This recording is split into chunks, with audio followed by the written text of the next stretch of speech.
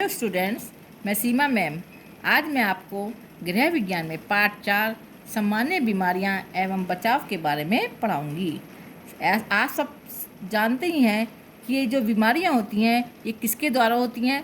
ये होती हैं जल द्वारा, भोजन द्वारा, वायु के द्वारा, जीव जंतु द्वारा होती हैं। आज हम मच्छरों द्वारा फैलाई जाने वाली विभिन्न बीमारियों के बारे में पढ़ेंगे। हमारे शरीर में विभिन्न रोगों के जीवाणु किसी न किसी माध्यम द्वारा शरीर में प्रवेश करते हैं, जो हमें रोगग्रस्त कर देते हैं। रोगों का संवहन जल द्वारा, भोजन द्वारा तथा वायु के द्वारा होता है, परंतु बहुत से ऐसे रोग भी हैं जिनका संवहन जीव जंतु द्वारा होता है। मच्छर, पिस्सू, मक्खी आदि भी रोगों के संवहन में सहायक होते हैं। एनाफिलीज मच्छर मलेरिया का, पिस्सू प्लेग का और क्यूलेक्स फाइलेरिया रोग का संवहन करते हैं। मच्छर के काटने पर मलेरिया, फाइलेरिया, डेंगू, चिकनगुनिया, मस्तिष्क ज्वर तथा पीत ज्वर आदि खतरनाक बीमारियां होती हैं। अब हम आते हैं कि मच्छर के काटने पर मलेरिया रोग किस मच्छर के काटने से होता है। मलेरिया रोग एनाफिलीज मादा मच्छर के काटने से होता है। फाइलेरिया रोग क्यूलेक्स जाति के मच्छर के काटने से होता है।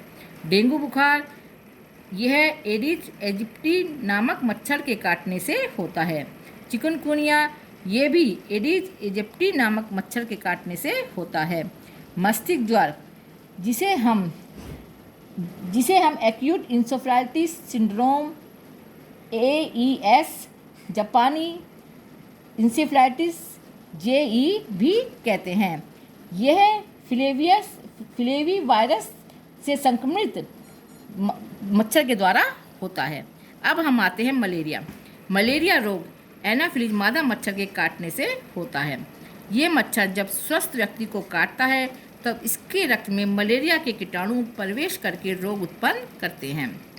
25 अप्रैल को विश्व मलेरिया दिवस मनाया जाता है।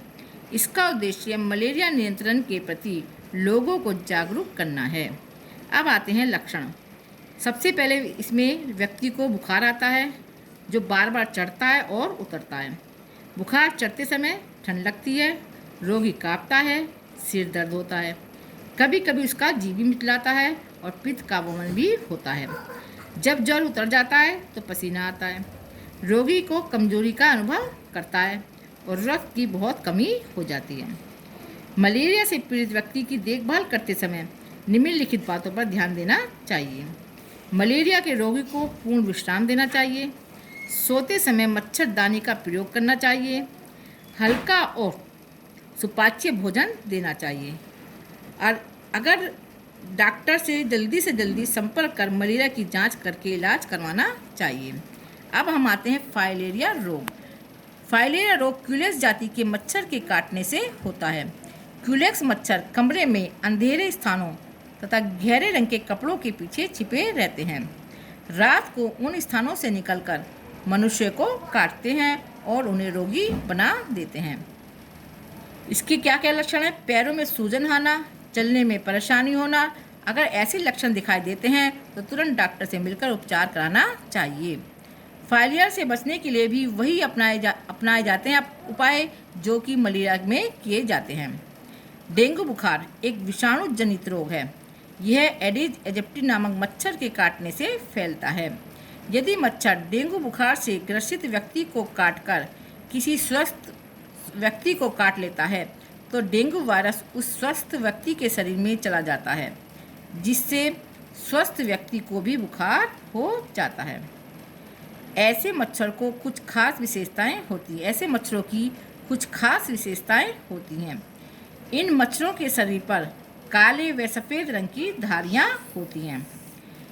इस प्रकार के मच्छर दिन में ज़्यादा काटते हैं। ठंडे, साफ और छाए वाली जगह पर ज़्यादा रहते हैं। अधिक दिनों तक रखे साफ पानी में अंडा देकर अपनी वृद्धि करते हैं। जैसा कि देखो, आपने देखा ये नल बना हुआ है, नल में यहाँ पानी इकट्ठा हो गया है। नल में पानी इकट्ठा हो गया तो यहाँ ये जो मच्छर हैं यहाँ इकट्ठे हो जाएंगे। ये गमला है, गमले में नमी होती है जल की, पानी की, तो यहाँ पर दिखाई देंगे आपको मच्छर इकट्ठे हुए। ये है पानी का टैंक, यहाँ यह पानी का टैंक है, यहाँ से नल में से नली पानी आ रहा है, तो यहाँ मच्छर आपके इकट्ठे दिखाई देंगे आपको। ये ठंडे स्थानों पर मच्छर ज़्यादा दिखाई देते हैं। लक्षण, कभी कभी रोगों के शरीर में आंतरिक रक्तस्राव भी होता है, जिससे शरीर में प्लेटलेट्स का स्तर कम हो जाता है। सिर दर्द, आँखों में दर्द, बदन दर्द, जोड़ों में दर्द होना, भूख कम लगना, जी मिचलाना, दस्त लगना, त्वचा पर लाल चकत्ते आना, अधिक गंभीर स्थिति में आँख नाक में से खून भी निकल जाता है। ठंड लगने के साथ अचानक तेज बुखार चढ़ता है। अब हम आते हैं चिकनगुनिया। चिकनगुनिया एक वायरस जनित रोग है। यह एडिज एजिप्टी नामक मच्छर के काटने के कारण होता है। यह एडिज एजिप्टी मच्छर, इसमें जोड़ों में बहुत, इसके जो लक्षण है, इसमें जोड़ों में बहुत अधिक दर्द होता है। मच्छर काटने के 2-3 दिन बाद इसका संक्रमण होता है। इसके क्या क्या लक्षण है? सिर दर्द होता है, जुकाम होता है, खांसी होती है, जोड़ों में दर्द होता है, सूजन आती है, तेज बुखार होता है, नींद नहीं आती है, शरीर पर लाल रंग के चकत्ते हो जाते हैं, आंखों में दर्द हो जाता है और वह कमजोरी। अब आते हैं मस्तिष्क ज्वर। मस्तिष्क ज्वर को एक्यूट एन्सेफेलाइटिस सिंड्रोम AES, जापानी इंसेफेलाइटिस JE भी कहते हैं। यह रोग एक प्रकार का दिमागी बुखार है जो विभिन्न प्रकार के विषाणुओं, जीवाणुओं, फफूंद, पैरासाइट आदि से होता है। विभिन्न ऋतुओं एवं भौगोलिक परिस्थितियों के अनुसार समय समय पर उपयुक्त कारणों में से कोई भी कारण प्रभावी हो सकता है। मस्तिष्क ज्वर का प्रसार मुख्यतः मच्छर के काटने, पर्यावरणीय एवं व्यक्तिगत स्वच्छता के अभाव और प्रदूषित पेयजल के उपयोग से होता है। वर्ष 1871 में जापान में इस वायरस का पहला मरीज देखा गया था, इसलिए इसे जापानी इंसेफेलाइटिस भी कहते हैं। इसके कारण देखिए, अब यह एक फ्लेविया वायरस से संक्रमित मच्छर के काटने से होता है। इस रोग का प्रकोप वर्षा ऋतु एवं उसके उपरांत जुलाई से अक्टूबर तक अधिक होता है, जिस समय मच्छरों की संख्या अधिक होती है। जापानी इंसेफेलाइटिस वायरस के मुख्य वाहक सूअर हैं। यदि एक भी मच्छर इन्हें काटने के बाद स्वस्थ व्यक्ति को काट ले तो इस रोग का संक्रमण उस व्यक्ति में हो जाता है। इस रोग का प्रभाव सबसे अधिक बच्चों पर पड़ता है। अब आते हैं लक्षण। तेज बुखार आना, चिड़चिड़ापन होना, सिर में तेज दर्द होना, शरीर में थकावट होना, बोलने में परेशानी होना, आंखें लाल एवं चढ़ी चढ़ी होना, बेहोशी आना, दांत बन जाना, हाथ पैरों में अकड़ना, झटके लगना एवं मुंह से झाग निकलना। अब आते हैं मच्छर जनित रोगों से कैसे उपाय करेंगे। इनसे बचने के लिए, मच्छरों से बचने के लिए क्या उपाय करेंगे? अपने घर के आसपास अनावश्यक पानी एकत्र न होने दें। जहां पानी एकत्र हो वहां केरोसिन तेल का छिड़काव कर दें। कूलर में पानी ना इकट्ठा होने दें। उनकी नियमित सफाई करें। खिड़की एवं दरवाज़ों में महीन जाली लगवाएं। सोते समय मच्छरदानी का प्रयोग करें। मच्छर को भगाने के लिए कपूर, सूखी नीम की पत्तियों का प्रयोग करें। मच्छरों से बचाव के लिए आसपास कूड़ा करकट इकट्ठा न होने दें। प्लेटलेट्स बढ़ाने के लिए गिलोय का जूस व कीवी खाने की सलाह दें। बच्चों को धूल मिट्टी से बचाव हेतु जूता, चप्पल तथा पैर धोने के बारे में जागरूक करें। बच्चों में रोग प्रतिरोधक क्षमता विकसित करने के लिए पौष्टिक तत्वों से युक्त आहार दें। अपने गांव, कस्बों, मोहल्ले में अधिक लोगों को बुखार आ रहा है तो नज़दीक के स्वास्थ्य केंद्र पर सूचना दें। सरकार द्वारा भी इस बीमारी की रोकथाम के लिए बहुत कदम उठाए गए हैं। अब आते हैं इनके को सही मिलान कैसे करेंगे।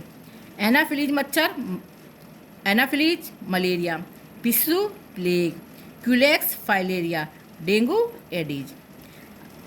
रिक्त स्थानों की पूर्ति करें। विश्व मलेरिया दिवस 25 अप्रैल को मनाया जाता है। चिकुनगुनिया एडीज इजिप्टी मच्छर के काटने से होता है। मस्तिष्क ज्वर का प्रकोप जुलाई से अक्टूबर माह में अधिक होता है। अब आते हैं अति लघु उत्तरीय प्रश्न। मलेरिया किस मच्छर के काटने से फैलता है? मलेरिया रोग एनाफिलीज मादा मच्छर के काटने से होता है। ये मच्छर जब स्वस्थ व्यक्ति को काटता है तो उसके रक्त में मलेरिया के कीटाणु प्रवेश करके रोग उत्पन्न करते हैं। सेकंड क्वेश्चन है AES का पूरा नाम क्या है? Acute encephalitis syndrome. क्या है? Acute encephalitis syndrome. अब आते हैं लघु उत्तरीय प्रश्न। डेंगू बुखार के कोई 4 लक्षण लिखिए। फर्स्ट है, कभी कभी रोगी के शरीर में आंतरिक रक्तस्राव भी होता है, जिससे शरीर में प्लेट्स का स्तर कम हो जाता है। सेकंड है, सर दर्द, आंखों में दर्द, बदन दर्द, जोड़ों में दर्द होना। थर्ड है, भूख कम लगना, जी मिचलाना, दस्त लगना। फोर्थ है, त्वचा पर लाल चकत्ते आना। ये